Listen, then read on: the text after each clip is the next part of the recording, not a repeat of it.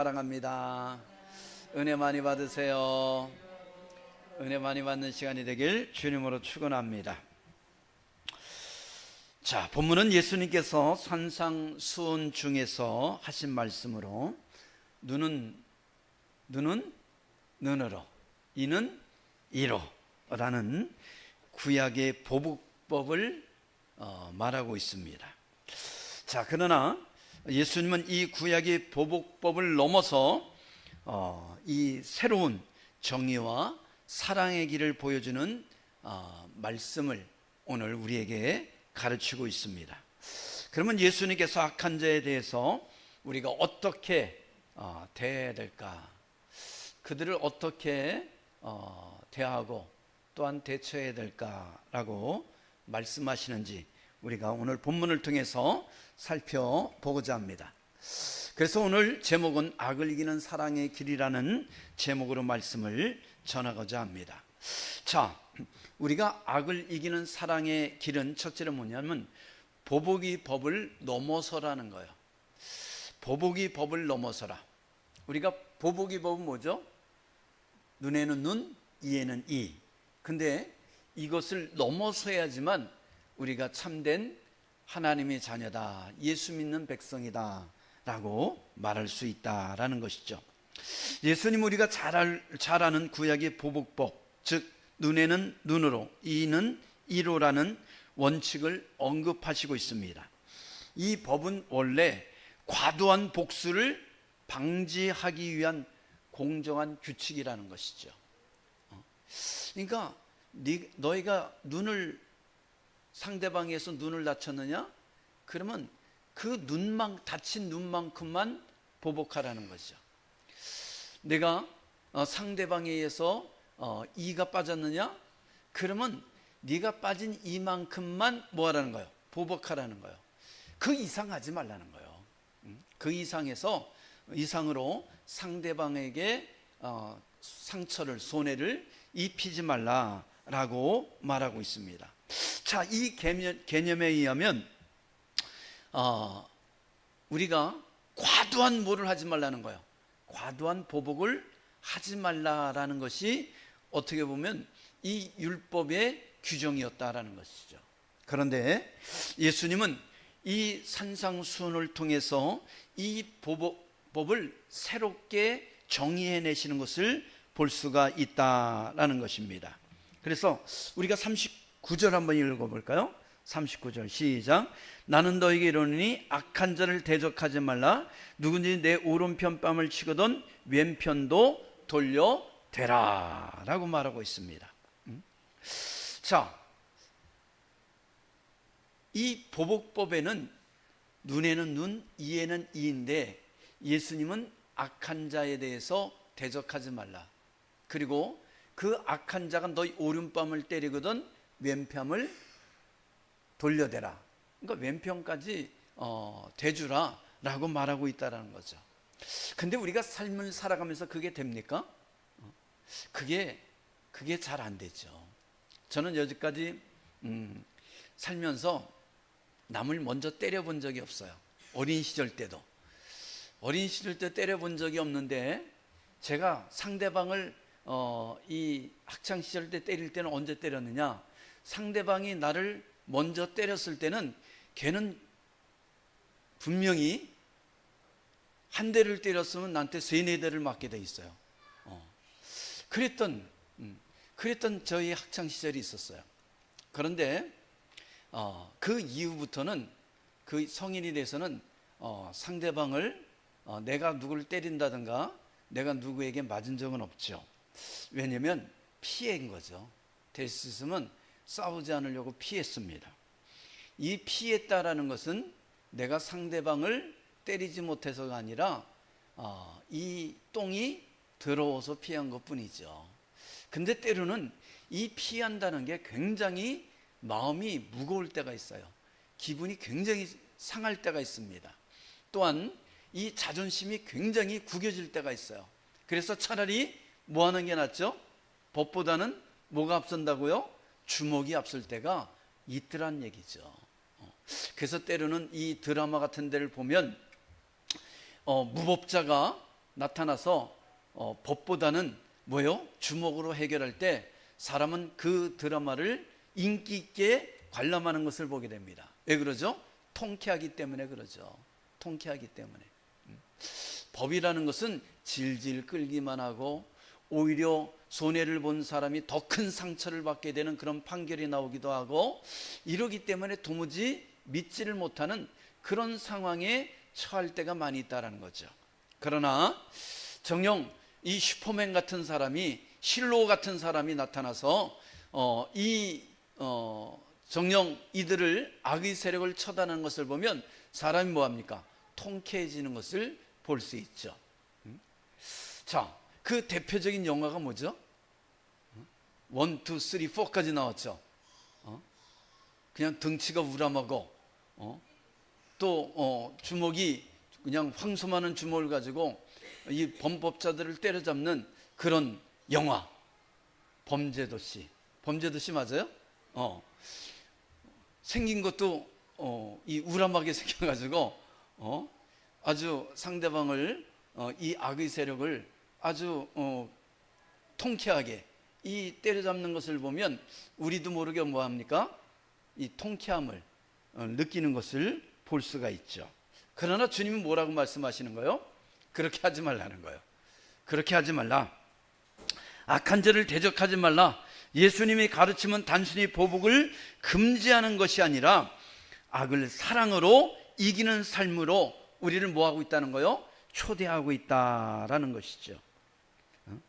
그러면서 누군가 내 오른편을 칠 때 그에 맞서 싸우는 대신에 왼편까지 돌려대라 라고 말씀하고 있다는 겁니다. 이는 무력하게 당하려는 그런 말이 아닙니다. 무력하게 너가 당하라, 정녕 미련하게 얻어 터져라, 이런 것을 말하는 게 아니에요. 진짜 힘 있는 사람은 어떻게 한다는 거예요? 진짜 힘 있는 사람은 오른편을 맞으면 왼편을 돌려대게 돼 있다는 거예요. 왜요? 왜 그러죠? 그만큼 이 사랑의 힘이 주먹보다 더 강하기 때문에 그래요. 그래서 옛날에 그런 말이 있잖아요. 칼보다 강한 것이 뭐라 그랬어요? 펜이다 라는 말이 있잖아요. 여러분, 그래요. 그렇기 때문에 이건 무력하게 이 당하라는, 상대방에게, 악의 세력에게 당하라는 것을 말하는 것이 아닙니다. 전혀 다른 차원의 반응을 하라는 거예요. 즉, 이 악에게 사랑과 용서의 반응을 통해서 이 사랑과 용서로 이 악의 세력을 물리쳐라, 이겨라 라고 말씀하고 있다라는 것이죠. 우리가 사무엘상 24장에 보면 이 엔게디 동굴에서 다윗이 살려주는, 이 사울을 살려주는 그런 사건이 볼 수가 있습니다. 사울왕은 다윗이 자신보다 더 큰 인기를 얻게 되자 뭐하기 시작하죠? 질투를 하게 돼요. 이 이스라엘 백성들이, 이스라엘이 블레셋과 끊임없이 전투를 했습니다.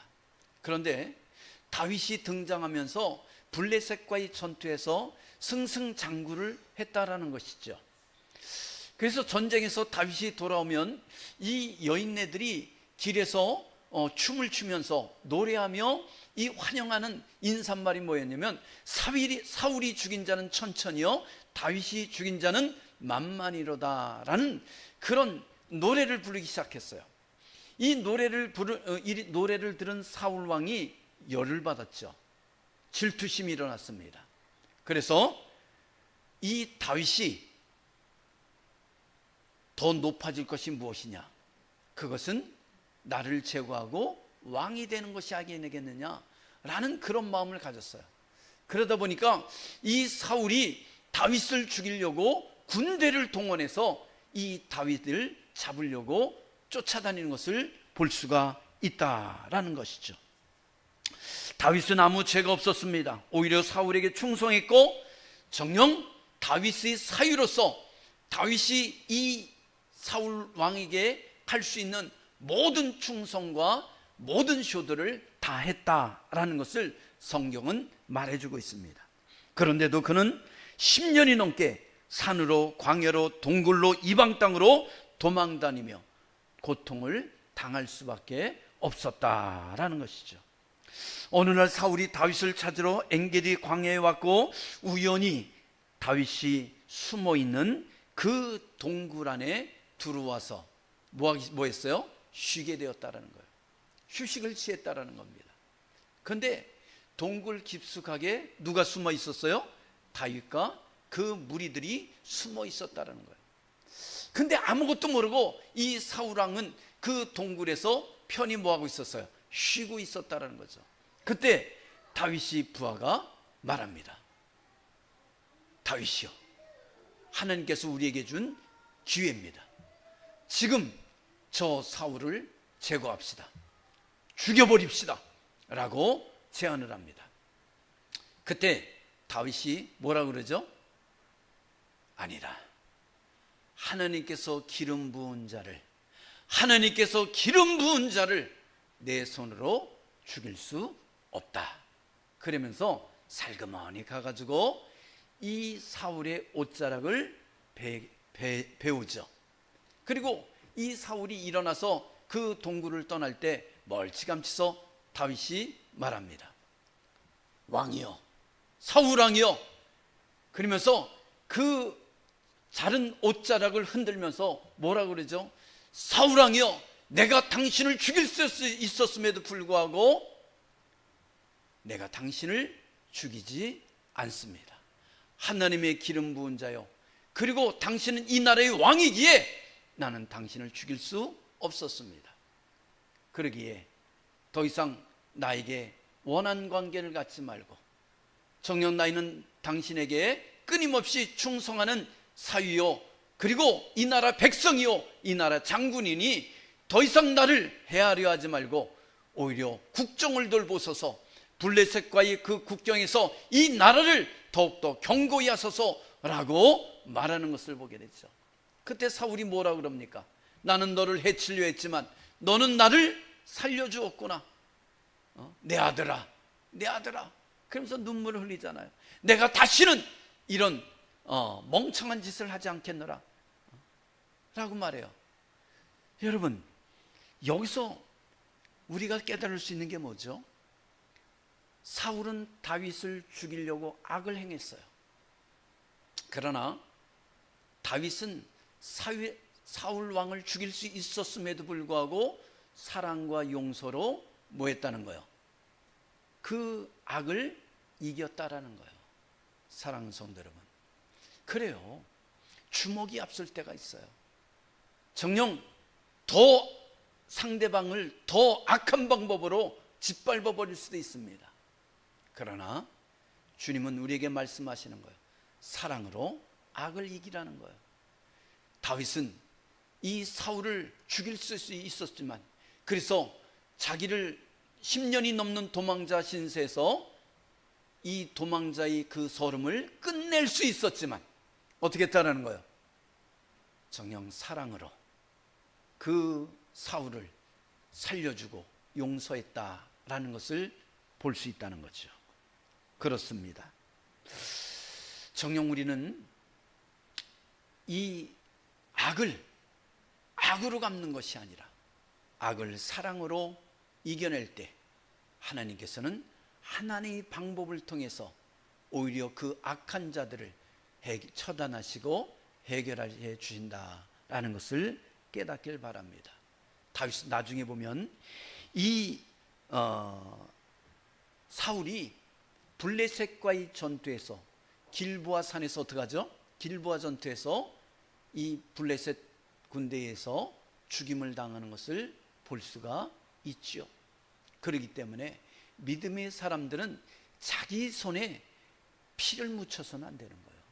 내 손에 피를 묻히지 않아도 내가 억울함을 안다면 하나님께서 반드시 그 억울함을 풀어주는 그런 역사가 일어나게 될 줄 믿습니다. 할렐루야. 저희 삶 속에는 그런 일이 굉장히 많았어요. 제가 살고 있는 그 빌라에 이 한 아줌마가 있었어요. 근데 이 사람이 굉장히 억센 사람이에요. 억세고 이 술집을 운영하고 그러기 때문에 말도 거칠고 이런 아줌마였어요.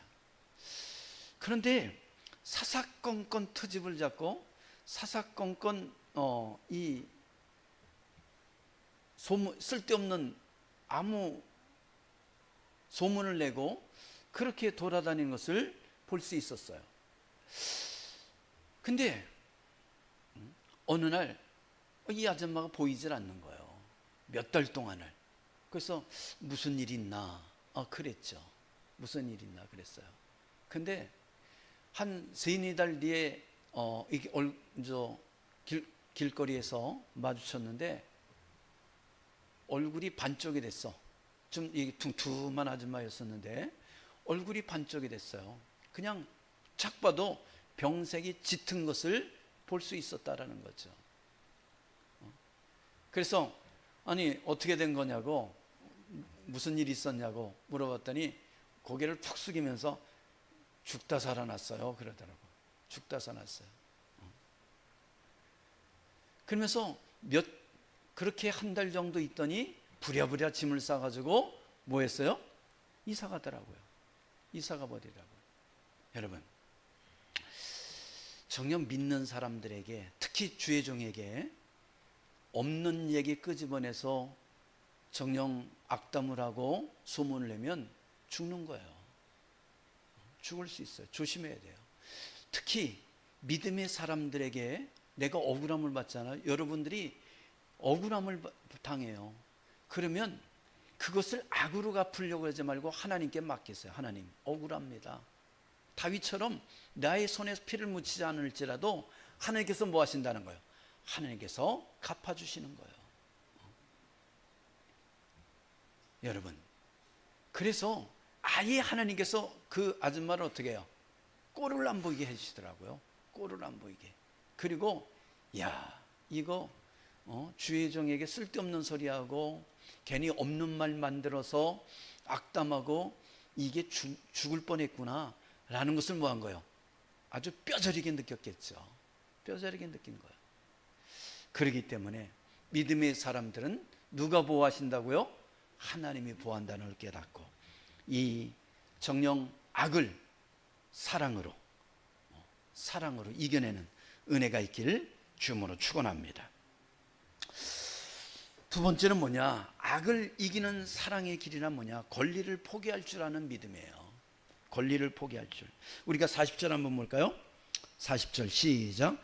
또 너를 고발하여 속옷을 가지고자 하는 자에게 겉옷까지도 가지게 하며. 여러분, 이 이스라엘 백성들에게 있어서 이 속옷은 뭐예요?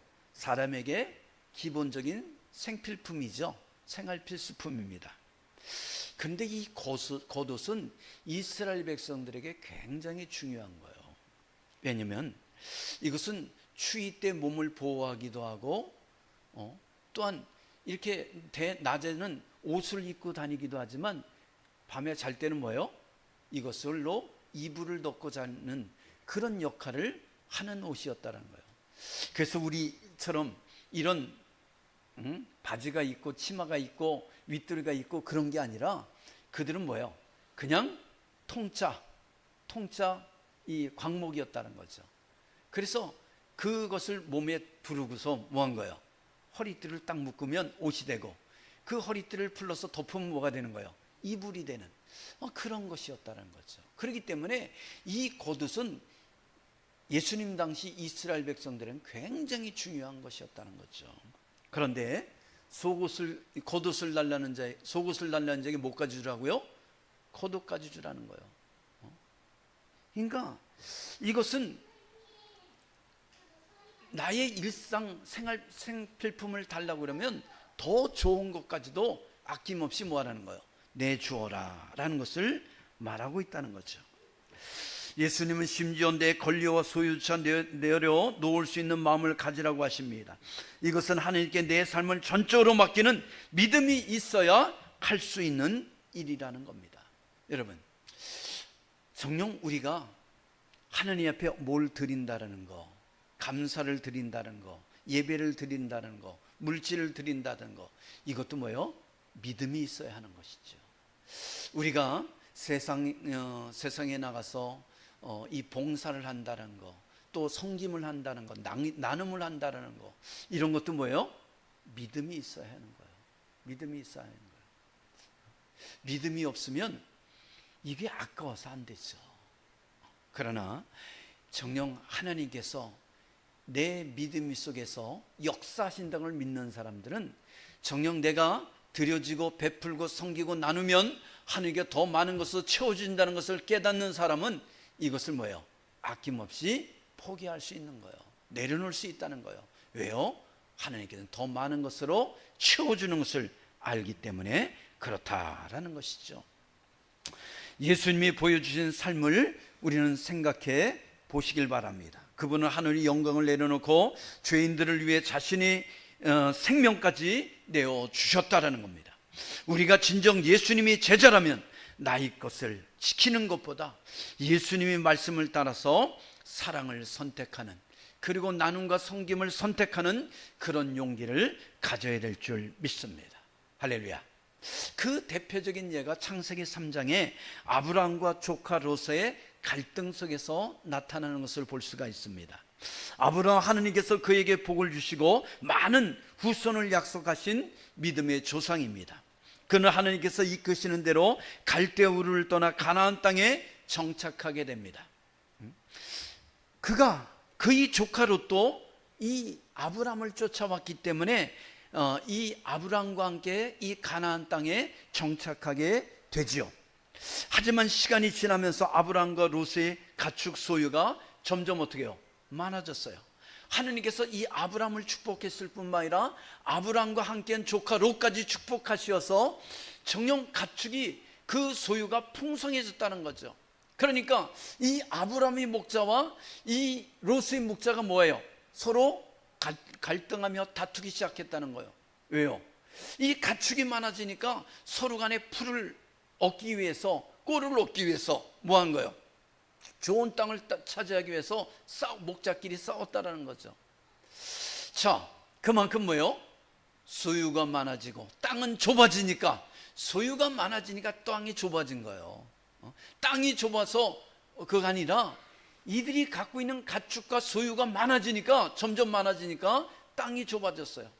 정녕 이 가축을 키울 만한 땅이 좁아졌고, 이 가축을 먹일 만한 풀과 꼴들이 뭐 했다는 거예요? 적어졌다라는 것이죠.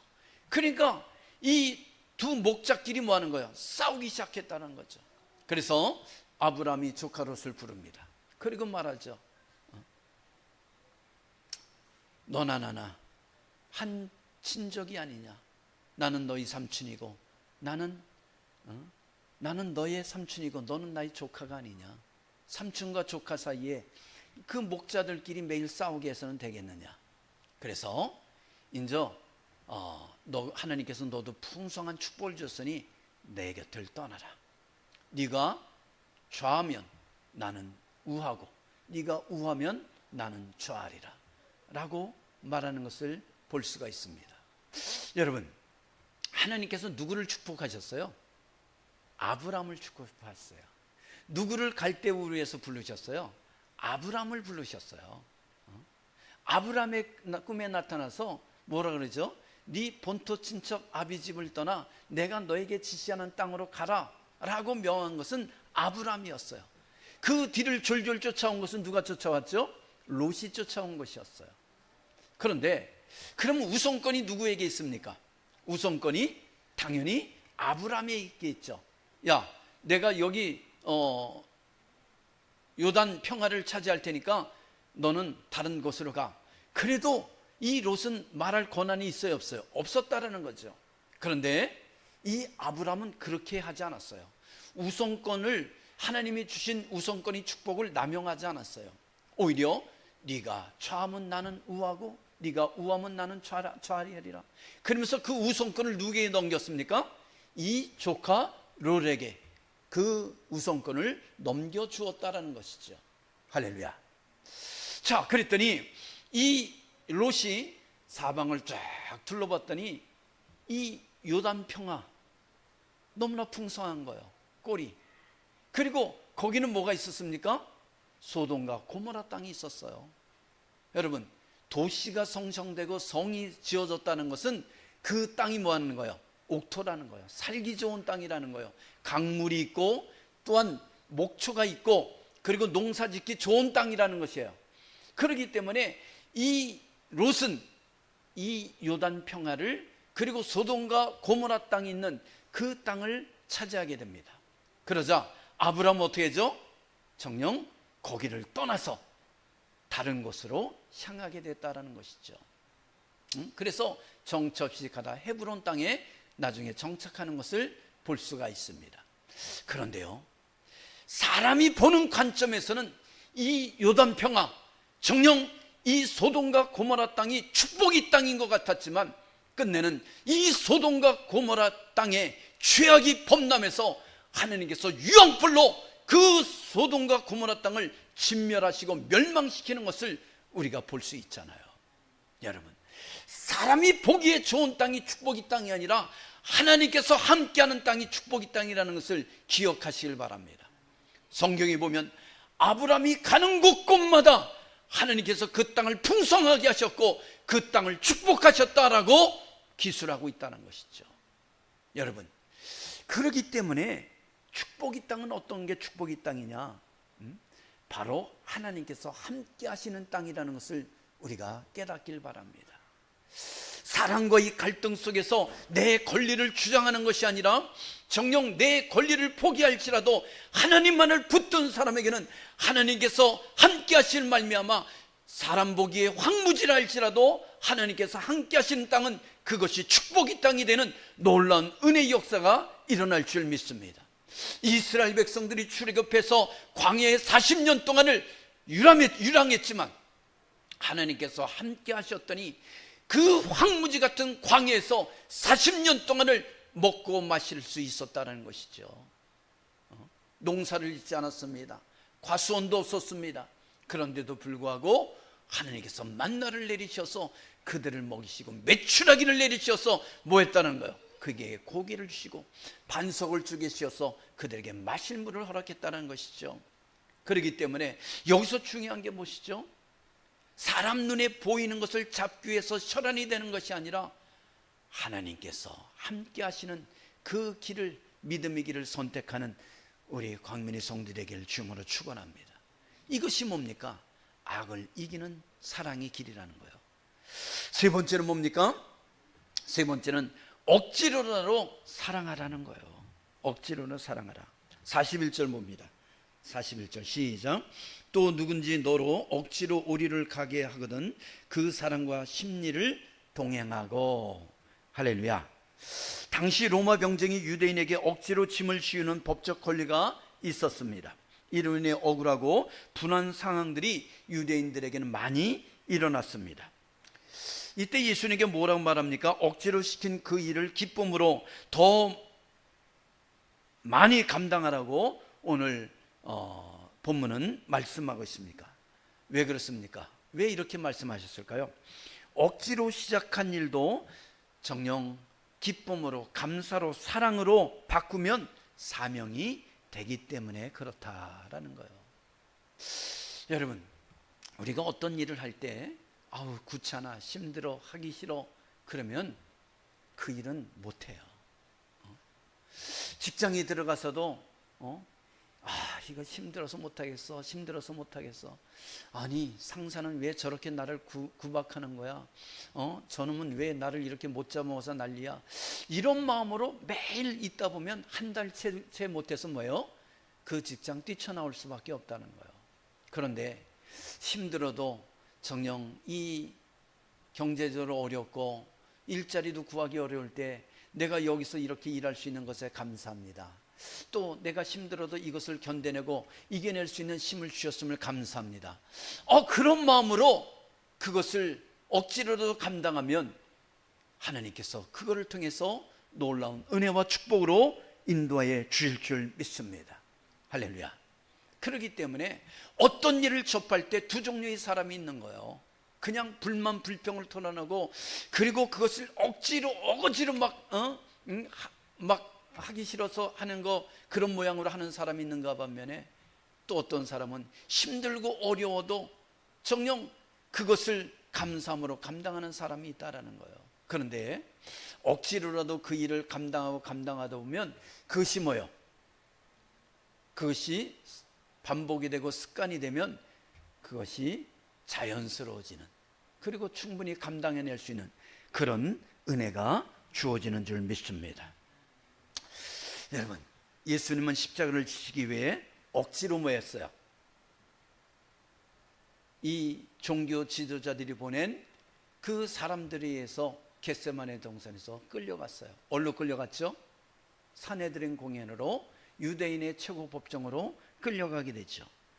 유대 종교들에게 억지로 재판을 받으시고, 또한 로마 총독 빌라도 앞에서 거짓 증인들에 의해서 고발당하기도 하셨다는 겁니다.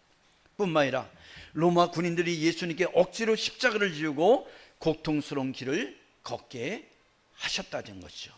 그 길은 누구도 가고 싶어 하지 않는 비참하고 고통스러운 길이었고, 예수님께서는 자기 권리를 내려놓고 그 길을 터벅터벅 정녕 비틀비틀 그 골고다의 언덕길을 올라가셨다라는 거예요. 그리고 아무도 지고 싶지 않는 그 십자가를 뭐 했다는 거예요? 매달려 죽으셨다는 거죠. 왜 그렇습니까?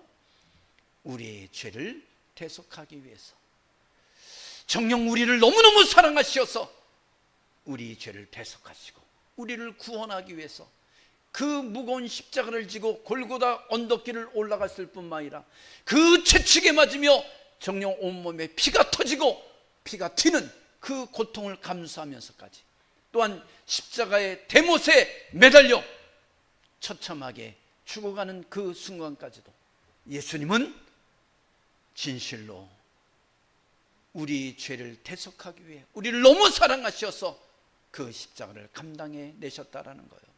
여러분, 억지로라도 예수님은 정녕 그 힘든 십자가를 우리를 사랑해서 지고 싶지 않았지만, 그 십자가에 매달리고 싶지 않았지만 그 십자가에 매달리셨다라는 것이죠.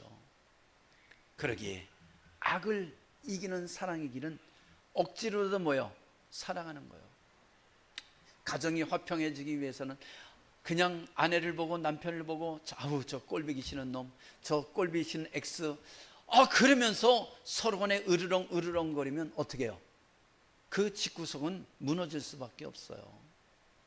그럴 때는 억지로라도 사랑해야죠. 억지로라도 이해해야죠. 억지로라도 용서해야죠. 그런데 그 억지가 쌓이면, 그 사랑이라는 걸로 쌓이면 그 억지가 무너지는 역사가 일어나게 될 줄 믿습니다. 할렐루야. 여러분, 가족, 친지, 직장 동료와 갈등이 생겼을 때 우리는 자존심을 내세울 것인가, 아니면 자존심을 내려놓고 상대방을 이해하는 마음으로 사랑을 실천할 것인가, 우리는 고민하게 되죠. 그럴 때 우리는 억지라도 화해하려는 마음과 용서하려는 결단이 필요하다는 것을 깨닫길 바랍니다.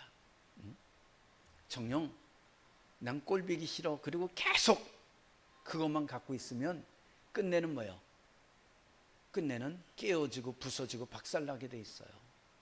하지만 보기 싫어도 그 마음에 그래도 내가 주님의 마음으로 사랑해야지, 나 같은 죄인을 주님께서는 구원하시기 위해 십자가까지 매달리셨는데, 그리고 용서하셨는데 주님의 마음으로 내가 끌어안아야지 라는 마음을 가진다면 세상에 용서하지 못할 것은 없다는 것을 깨닫길 바랍니다.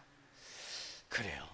그래서 정녕 나를 사기를 치고 나를 이용해서 죄악으로 끌고 가려는 것이 아니라면, 여러분들이 어떤 상황에 있을지라도 정녕 내 가족, 내 친지, 내 친구, 내 이웃들을 사랑으로 품을 수 있는 그런 은혜가 있기를 주님으로 축원합니다. 끝으로는 이 사랑을 악을 이기는 사랑의 이름 뭐냐? 조건 없이 베푸는 사랑이라는 거예요. 조건 없이 베푸는 사랑을 하라는 겁니다. 우리가 42절 한번 봅니다. 42절 시작. 내게 구하는 자에게 주며 내게 구고자 하는 자에게 거절하지 말라. 그렇습니다. 사실 오늘 본문의 내용을 보면 그냥 아무리 성자라 할지라도 지키기에 굉장히 부담스러운 그런 내용입니다. 그런데 뭐예요? 이것을 완벽하게 우리가 지킬 수 있어요? 완벽하게 지킬 수는 없어요. 그러나 이 말씀을 기억하면서 뭐 하라는 거예요? 기억하면서 눈에는 눈, 이에는 이, 이런 식으로 보복하지 말고 그 악을 사랑으로 이기려고 노력해 보라는 거예요. 애써 보라는 거예요. 그러다 보면 어느 순간인가 내가 전보다 나은 예수님을 닮아가는 그런 모습이 되어 있는 나를 발견하게 될 것이다 라는 것을 말씀하고 있는 것이라는 것이죠. 예수님은 자격을 따지지 않고 조건을 따지지 않고 손익을 따지지 않고 주라고 말씀하고 있다는 것입니다. 여러분, 정녕 우리가 손익을 따지고 자격을 따지고 조건을 따진다면 우리는 그 어느 것도 내줄 수가 없어요. 그러나 우리가 이 조건과 정녕 이 손익을 따지지 아니하고 그 영혼이 불쌍하기에 그 생명이 귀하기에 우리가 줄 수 있다면 이것보다 귀한 은혜는 없다라는 거예요. 왜? 주님이 우리 죄악을 생각하면 십자가 지실 일이 없죠. 우리 같은 죄인들을 구원할 이유가 없어요. 그러나 이유와 조건 없이 우리를 사랑하셨기 때문에, 그래서 요한복음 3장 16절이 뭐냐, 하나님이 세상을 이처럼 사랑하사, 하나님이 세상을 이처럼 사랑하셨기 때문에 죄악된 세상일지라도 죄악된 우리일지라도 이처럼 사랑하셨기 때문에 독생자 예수 그리스도를 십자가에 내주신 거 아니에요.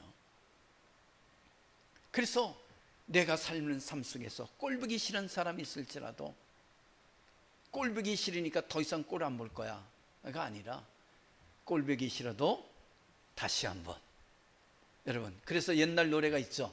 미워도 다시 한번, 미워도 다시 한번. 여러분, 미워도 다시 한번 기회를 주고, 미워도 다시 한번 돌아보고, 미워도 다시 한번 손을 잡아주는 그런 은혜가 있어야 될 줄 믿습니다. 세상은 받을 자격이 있는가를 보지만 하나님은 사랑할 기회인가를 보신다는 거예요. 사람들은요, 저 사람 받을 자격이 있는가? 저 사람 받을 자격이 없어. 그리고 외면해요.